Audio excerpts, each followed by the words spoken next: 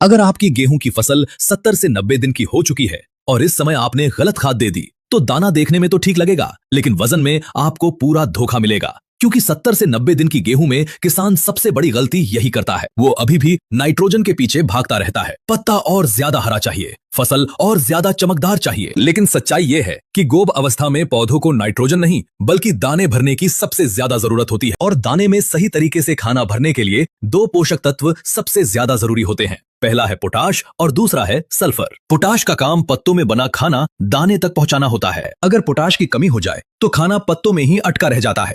अब दूसरी जरूरी बात सल्फर की। सल्फर दाने के अंदर प्रोटीन बनाने में सबसे अहम भूमिका निभाता है और नाइट्रोजन को सही तरीके से काम में लाने में मदद करता है। अगर सल्फर कम हो तो खेत में नाइट्रोजन होने के बाद भी दाना कमजोर रह जाता है। इसलिए गोब अवस्था में अकेली नाइट्रोजन बिल्कुल काम की नहीं है। इस समय संतुलित पोषण ही सबसे बड़ा मंत्र है। भाइयों, अब आखिरी बात ध्यान से सुनिए। गोब अवस्था में खाद का मतलब पौधे को दौड़ाना नहीं होता, बल्कि दाने को भरना होता है। अगर आपने इस समय पोटाश और सल्फर का सही संतुलन समझ लिया तो दाना अपने आप भारी बनेगा